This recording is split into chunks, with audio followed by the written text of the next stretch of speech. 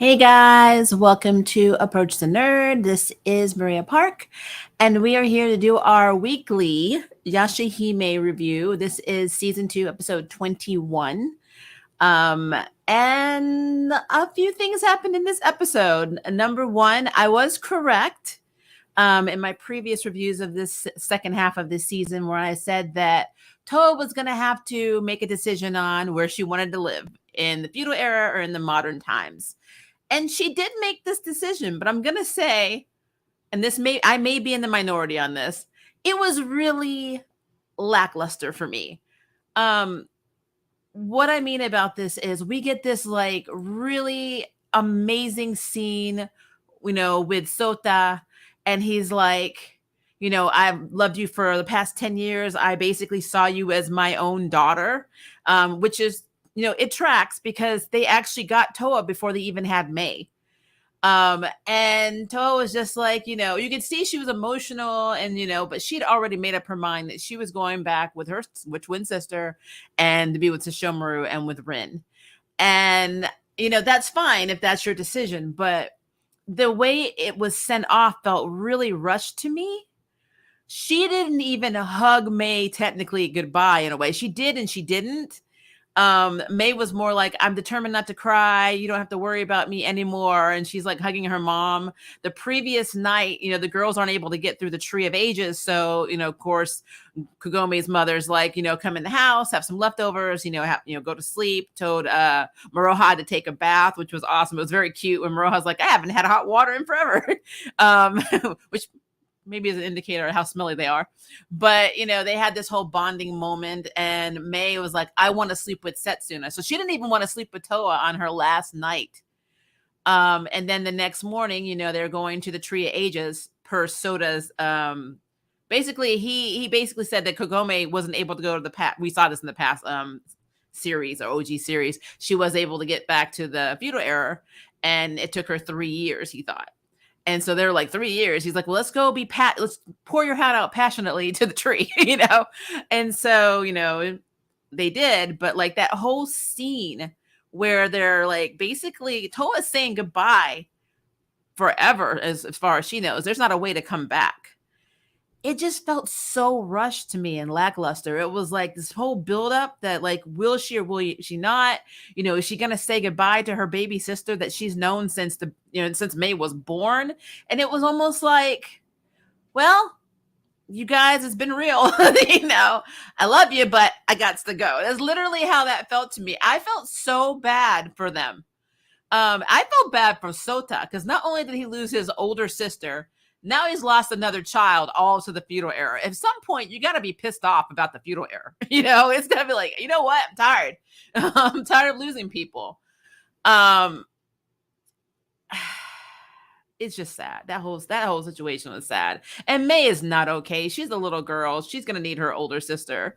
I feel so bad for her. Like, I feel bad for her. She went from having an older sister to being an only child. And she basically, if you think about this, May inherited the same fate that her father did. So that was very lackluster, underwhelming. I did not like it at all. I think they could have done a lot more with that. That should have been more than just a rushed 30-second or 1 minute, interval. Especially since for 10 years, this family took care of you. And Toa was like, she didn't even seem upset when she got to the feudal era. I'm like, this is bullshit. I'm sorry. I have to call it out. I did not like that scene. It is what it is. Corinne Sensei has proven he is out of his damn mind. But I will tell you this. I've learned many things in this episode. Number one, the right arm is more intelligent than all of Kurimaru. Because he like not only was like playing Kurimaru like a fiddle, like beating his ass, and then saying, oh, Rion has this dream of, flowers and plants and people just living harmoniously and no demons. And she wants you to take out Sesshomaru. And here's Kurimaru. Is that really true, Rion? What? Like, so I was correct on one thing. Kurimaru is not this omnipotent threat. Corinne Sensei is. He's the brains of the operation, which makes zero sense. Why is your right arm more intelligent than you? I'm just putting it out there. He even was able to manipulate Rion by, putting that hand out there because he's the right arm, and that's the right arm that would always touch her face. I mean, it's brilliant, but it's just effed up. Like, it's very effed up. To the point where Rion's in this like memory and stuck in this thing where her dad, she felt like she had a connection with her dad. She even like kind of rebuffed, Riku and was like, I don't need you anymore. And that whole situation is so effed up. So I learned that the right arm is more intelligent than all of Kurimaru. Just putting it out there. And then on top of that, this show really wants us to effing hate butterflies. You ever notice that? We got the dream butterfly. Now we got the damn grim butterfly. Why do they hate butterflies? Like, it used to be fireflies. Now it's butterflies. What is happening in this show? But yes, in the grim comet, there was a heartbeat. It was really a cocoon. And the fruit that Rion made, the Kyoyo-kun fruit, basically she aimed it at the comet, and then this big freaky looking butterfly appears, and then it starts absorbing her, and technically Corinne Sensei started being absorbed into it so they can have eternal life while every demon gets completely wiped out. Which is interesting because I know he was supposed to be saving, mankind, but technically wouldn't that also mean that the humans would be wiped out? I don't know. I'm still on the fence about how this works because Kurimaru said the girls brought about the degenerate age, and that means that all the demons are going to wipe out the humans. But here Corinne Sensei is like, nah, we're just going to take all the demons. And I'm like, this is a mess. This is an effing mess right now. I'm like, I don't know. I don't know what's happening right now. I just felt like damn butterflies. Like, just damn butterflies. The scene with like Hisue, Koaku, and Jaken all arriving on Takachiyo and Kilala and gifting Toa with the real, I think it was called the Kiku Jumanji sword from Hiragi, the Shogun, saying that, he wanted her to stop the degenerate age and then gifting it to Toa. That was very nostalgic to the first season when she had the fake version of this sword that was kind of broken. I thought that was cool that she actually got the real sword as a replacement since she doesn't have her Z sword anymore. That's what I call her previous sword. But it's just so interesting that like everybody keeps effing giving Toa swords. You ever notice that? Toa gets gifted swords so much in this damn show. It's ridiculous. So whatever. I mean, this is her only present in life. Like, what do you want for your birthday? A sword. What do you want for Christmas? A sword. Effing sword. That's all you're gonna get is a damn sword all the time. Mufasa. Like, but I did like how Koaku was like, oh yeah, by the way, Toa, your inability to run away from a fight? Well, it's fine now. Use that and go kick this thing's ass. And I'm like, what is happening in this show? I mean, it's cute, but it was funny. The real meat of this story, and I'll get to some little nitpicky things in a second, is Sesshomaru. So Sesshomaru is still like, recovering and, in the Tree of Ages. And, Jaken tells Koaku that he's going to stay and wait for Sesshomaru. And then, of course, on cue, when Kurimaru decides that he has to go fight Sesshomaru because that's what he believes Rion wants because she's in the cocoon, and that's what Corinne Sensei told him. And why would his right arm lie to him? So he is getting ready to go take on Sesshomaru, and Sesshomaru wakes up. And it's like, was Sesshomaru waiting for that? I'm like, it was like he just appeared and he's like, all right, let's go. And so him and Rin, exit the tree, and then, Kurimaru shows up. And then Jaken's like, Rin, go run. And Sesshomaru's like, no, you stay right there and watch this. And she's like, okay. And see, when Sesshomaru told Rin to stay and watch him fight, that's how you know Sesshomaru is not effing around anymore. He's not effing around because he's not going to put Rin in danger. So you already know that he has full confidence that he's about to whoop Kurimaru's ass. I mean, there's no in between. He is not holding back. He told his wife to watch him from that spot. Yeah, Kurimaru got a problem. I think we're finally going to get the fight that we've been trying to have between Sesshomaru and Kurimaru since season F1. We're finally going to get that fight, I believe, in the next episode. But yeah, that I will say that kind of when he said that, Sesshomaru was like, "You stand right there." I'm like, "Oh, he's not playing. He's not playing around." So that's a thing. Now, where in the hell were Sango Moroku and her kids, her other daughters? Because I know Hisue was there. I mean, Kirara is there. You know, everybody else. What were they? What were they doing? I know they were like fighting in the town. But I mean, come on. I mean, when are we gonna get this damn reunion? It's like, I don't know if you guys watch like Dragon Ball or Dragon Ball Z back on the day on Cartoon Network, and it was like you're waiting for people to fight, like Goku or Freezer to like do something, and then like he moves his arm, and then 3 episodes later they move a leg, and it's all this banter and talking and waiting. This is what it's like for me, waiting for the OGs to get together and finally reunite after 14 years. That is literally what this is. It's like, I'm just like, why? Why in the hell couldn't Sangha and Moroku be the ones that showed up? And, you know, Kawaku and Hisue, that's fine. They've had plenty of screen time this season. Just let them show up and then run into Inuyasha and Kagome and they'd be like, yeah, I had this huge reunion before the fight starts. That irritated me. I'm like, why? What the hell were you doing? I digress. As you can see, it's not a bad episode for me. There's just a little bit of nitpicking and annoyances that were happening for me in this episode. I really and generally thought this was a perfect opportunity for all of the OGs to get together and reunite and have a moment to say, hey, I missed you, blah, blah, blah, before they're thrown into another effing battle. Like, that's how I felt this morning, guys, when I was watching this. I was like, why you do this?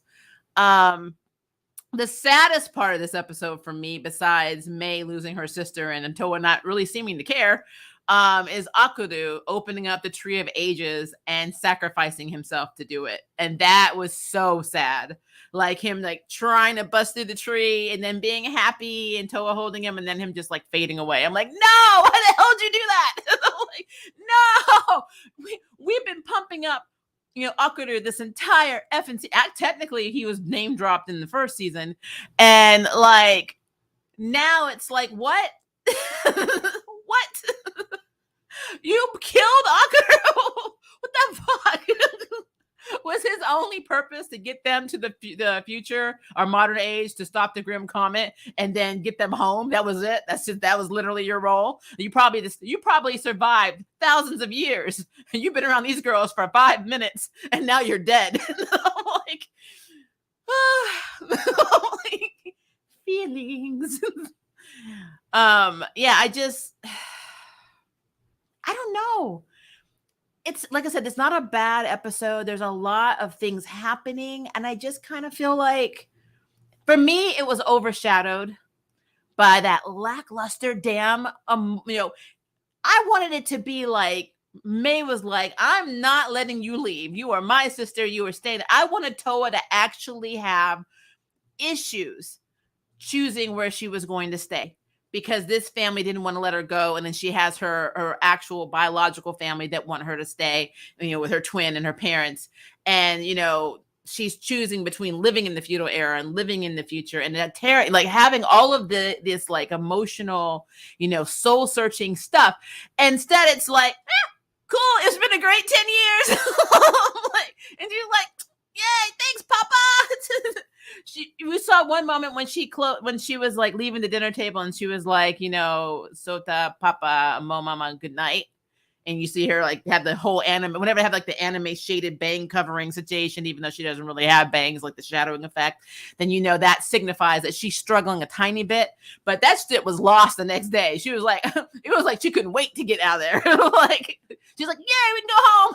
I'm like, you see Mei, oh, Mei, don't cry. What the hell do you mean don't cry? You're telling me you're leaving me forever. I'm never going to see you again. I am a little girl. You are my big sister. Oh, effing crying. I'm like, I don't have to be strong for you. You're doing this, not me. Like, what the hell was that? Whew. In my feelings. I can't help it. I felt like the writing on this was very rushed.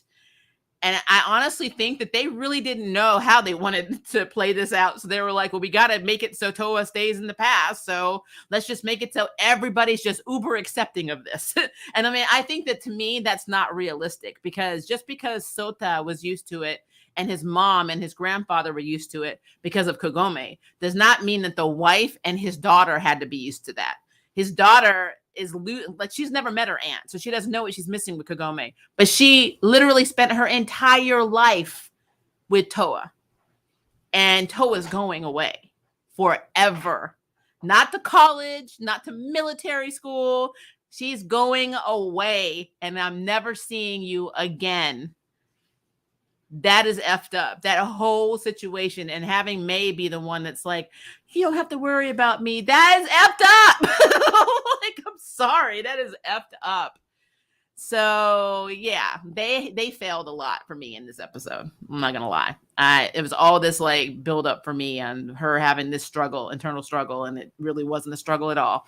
It was very weak, very, very weak. Which makes you question how important were these characters to her to begin with. Because, I mean, looking at the scene, there's no way you can't say it because she didn't seem that bothered. Like when they got to the feudal era, she wasn't crying. She didn't seem upset about leaving the family that raised her for 10 years. Just saying. That's just me. And then I love the fact that the grandmother knew. She had packed Kagome's yellow backpack. Where are they getting all these yellow bags? But it's like chock full of shit. Like chock full. That thing is bigger than Maroha. So just for them to take back to the feudal era. Which, you know, again, nostalgia. I love how they always play homage to like previous seasons or the OJ series. So I have no problem with that. I just thought that was really interesting and cute. But yeah, that's, I mean, in a nutshell, we basically are just facing the fact that the Grim Butterfly and Corinne Sensei is crazy. They're both crazy. Well, Corinne Sensei is crazy. The Grim Butterfly is, I don't really know if it's considered evil or if it's considered good. We have no idea. We don't understand where the hell this butterfly came from. We don't understand why Yashahime hates butterflies. We don't understand any of that. I mean, I don't get it. Basically have proven to me that Kurimaru is a effing idiot. I mean, he's just dumb. Like, he's dumb. Think for yourself. Is that what you mean, Rion? Were you lonely, Rion? Was I a bad father, Rion? Do you want me to fight Shishomaru, Rion? Corinne says like, yes, she does. He's like, okay. Like, why are you listening to your right arm? I mean, what? You seem to have more clarity and like more like critical thinking skills in the first season. What in the hell happened? Is there something in the grapes that he was popping in his mouth? I don't know. Something is wrong. So Kurimaru is not this threat that everybody made him out to be. He's weak. He's weak-minded. He may be powerful in ability, but he's weak in mind. When your right arm can effing manipulate you, that is a problem. That's problematic as hell. Yeah, so... And then, of course, Riku gets reunited with Toa while he's got, like, the wound in his chest to warn them what's happening. So, cute, very short scene, which, you know, his potentially mortal wound, technically he might be dying. I don't know. I don't really know anymore. Riku doesn't die.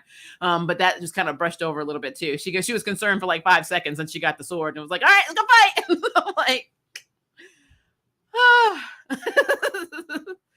Yeah, I don't know what's happening with this. So yeah, that's my that's what I wanted to say in a nutshell, guys. So let me look at some of your comments to see what you guys are saying. I cry because Mai won't see her big sister anymore. However, Sota always sees Toa as his daughter no matter what. That was so sweet. Yeah, that was the only part. But my problem is it was only on their part. Like, he was saying the sweet stuff. Toa should have been saying stuff back and been really emotional. That girl cries about everything. She was more passionate going to save Rion than she was saying goodbye to them, you know, and her little sister. That is so stupid. Yeah, she didn't want to sleep with Toa because she was mad. She overheard them. It was so sad. Yeah, that whole thing is messed up. Yeah, the goodbye was underwhelming. Yep. I love it when the right arm went against replacement right arm and called it. Oh yeah, he's like, I will not be cut down by an invitation. Like, yeah, replacement arm. I almost want there to be a right arm showdown. Yeah, there you go. So someone just chop off his arm again and just like let him go. Like, maybe that arm will turn into somebody else too. I can't wait until OG and their children are fighting demons together. I can't wait till like the OGs are all together, period. I mean, it's like, why are they doing this? And there's no real point. There's no point to keeping them apart. It makes no sense. Sango and Moroku should have showed up with Shippo and Kilala, and all of them would be reunited with Kagome and Inuyasha. And then if their kids are with them, that's even better. And you got Koaku there, Jokin is there. I mean, we didn't need to see Jokin. We could have had Moroku and Songo show up. It was really irritating to me. I don't know. I'm just irritated by it. I think he knows that Ren is his strength, so that's why he wanted her there. It even shows when she said she will fight Kurimaru and says she suddenly gained energy. It's now his someone to protect. Oh, yeah, I'm sure. I'm sure that has something to do with it. But also that means if he is not worried about her safety, it's because he is not effing around anymore. I mean, he's not holding back. He doesn't have a reason to hold back because his wife's awake now. So Kurimaru has problems because we can tell Sesshomaru has been holding back a lot. My question is just, does he win and get rid of all the demons? And is that why there is none in the future? And if Sesshomaru wins, now they go to the future and it's different with demons? You're asking intelligent questions, Alpha. I need you to stop. That is not what this show is. I mean, for me, it would be kind of cool if that's what happened. I mean, it would make future seasons in Yashahime boring unless everybody all of a sudden was in the future. Could you imagine that? Like all of them, like the whole world got changed. So the modern world and the feudal era like merged. And so now demons actually existed in modern times, and then they were just demon hunters in the future. And that way they can see both, like Toa would have both of her families and Kagome can see her family again. And, I don't know. I think that would be kind of cool, but that's just me. I don't know if that's what they're going to do, but Why doesn't Rion have powers? I think she has limited abilities, but it's probably because she's not in her real body. That's the only thing I can think of. I don't know. I feel like Rion probably... Like, can she make force fields? I thought she could make force fields, though. I don't know. I have to go back and look at that. I've been so focused on what's happening with the other characters, I never paid attention to her power set. So that is a good question. Absolutely agree. The goodbye was very lackluster. This family took care of you for 10 years, and you didn't even hug them goodbye. Yep. Not a hug, just a hold my hand, Papa Sota. What? Like, what is wrong with you? I'm telling you this. I had a British mother, and my mother, up to the time she died, was not one of those huggy, feely types. So I tried to put in my head that maybe that's what was going on, but then it didn't make sense because in the other episodes, they seemed kind of, huggy, feely type. So I don't know. All I know is that Toa is a hugger. We have seen this notoriously. So then why in the hell did you not hug these people that took care of you for 10 years? It doesn't make any damn sense. Oh, Lord. I'm just like, why? Yay for the Akuru death. Why did he die? Is it because he wasn't supposed to pry open the gate or wasn't supposed to be in that world? I don't know.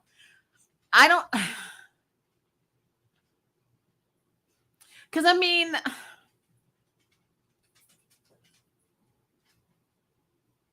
if the Shika no Tama was how Kagome was getting through the tree in the Bone Eater well, then why didn't they just get the Shika no Tama to get them back and forth in this version? Like, they had these rainbow pearls, and then the rainbow pearls have really not been seen really at all. Not really. Throughout the rest of this season. So it makes it feel like that it doesn't matter anymore. Like this most sought after pearl that has omnipotent power that every demon wanted doesn't mean shit anymore. It doesn't mean anything anymore. And if Akuru was the one that was like the guardian of time, or like the one to prevent the degenerate age, why is he so weak? Like, he just seems weak to me. I mean, he was able to technically bring Toa back from the dead, but you can't go through the damn tree of ages? That doesn't make any sense to me. I don't know. It just doesn't make sense to me. I'm sure somebody will clarify this at a later date. I try to do my reviews right after the show airs, so I process and then I try and think about it. And then if I'm right, I'm right. If I'm wrong, I'm wrong. But it's just, to me, I feel like Akuru was really pumped up in our minds as like this really omnipotent creature, and he just seems so damn weak. I don't know. That's just me. That's not her real body, just made out of clay and dirt. Yeah, that's what I was thinking. It's because she's not in her real body. That's probably why she doesn't have her powers. I know his dad told him that. That's why I'm saying that what he is now, realizing that gives him strength. Okay. It's Kagome's yellow backpack, and Kome said the backpack looks familiar. So did they bring it back to the future with them though? I have to go back and look when they were actually trying to go through to get to the future, to the modern times. I didn't know if Moroha was carrying that bag. So there's that. Yeah, but even in the flashback, she didn't seem to have powers, and Kikyo came back with her powers. She was also clay. True, but Kikyo has spiritual energy. Like I think it's a different power set. So maybe having spirit power is a little bit stronger than demon power. I don't know. Look, I'm just pulling answers out of my butt right now. Like, I don't know why she doesn't have powers. I thought she did. And we just didn't really see her utilize them because Riku was always taking care of her, protecting her. But I mean, she had enough ability to go to Mount Masubi and create that Kyokan fruit. So maybe she has something. I don't know. Also, why are they always giving Seshi's mom limited screen time? Like, she's MIA because she don't care.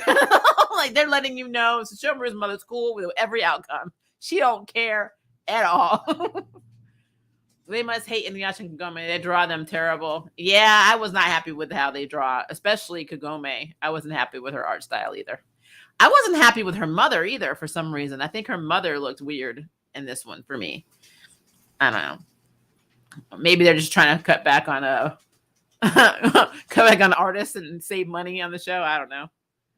Remember, Sesshomaru's father said, "Do you have anyone that you want to protect?" Both movie and shows with flashbacks. Yeah, I mean, yeah, I'm completely okay with that. I just also think that by him saying that lets us know that he means business. That he's like, all right, no holds bar. I'm about to kick this fucker's ass. Like, that's what's happening. You're going down. You're going down. I'm not holding back anymore. Sesshomaru is in the building. You are out.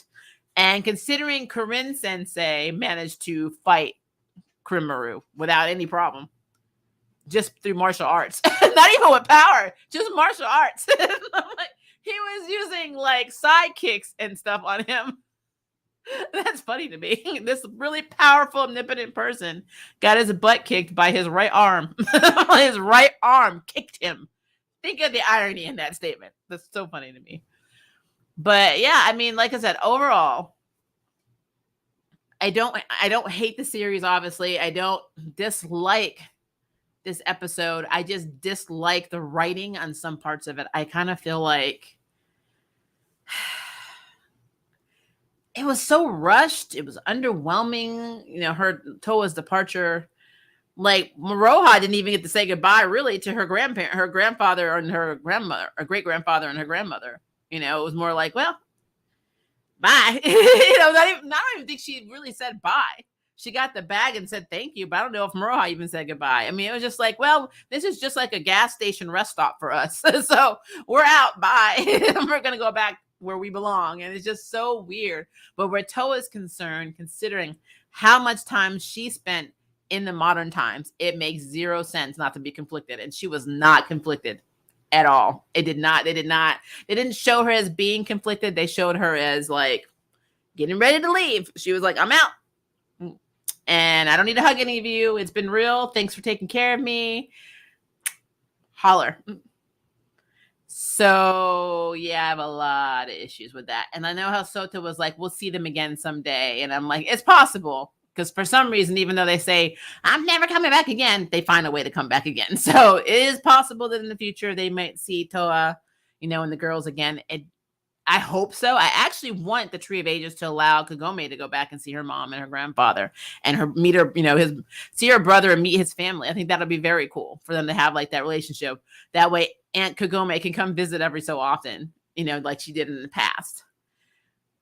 I don't know if that's going to happen, but I think it would be very cool. But at the same time, I mean, this, like I said, this show sticks to canon and breaks canon at the same time. So I have no idea what's going to happen. I do know that whatever happens, I know that Corinne Sensei will be defeated.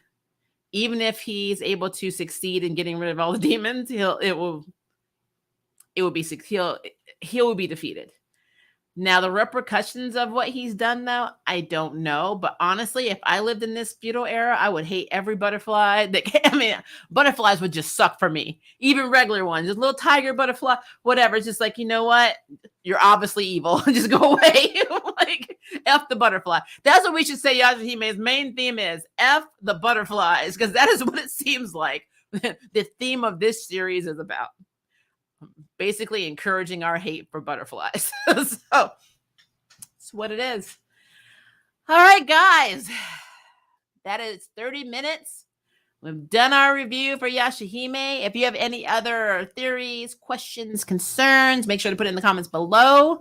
I am going to have my Arrowverse review at 3 p.m. Central Standard Time today. I already set up the stream, so you should see in the community tab where we'll be discussing Naomi, Superman, and Lois, Legends of Tomorrow, the season finale, and my last ever Batwoman review. I'm actually very happy about this. I don't have to talk about Batwoman outside of my how I would have introduced the new Batwoman video that I have coming out. This will be the last physical review. I've made the determination to not review that show anymore. So for my own sanity. So last one is today. So if you have time, make sure to check it out at 3 p.m. I'm also going to go see the Batman tonight at the drive-in. So I probably should have a review up for potentially about that tomorrow. So be on the lookout for my video on that. And if it is day for you guys, have a very good day. If it is evening for you, have a very good evening. And until next time, I'll see you in the next video. Bye.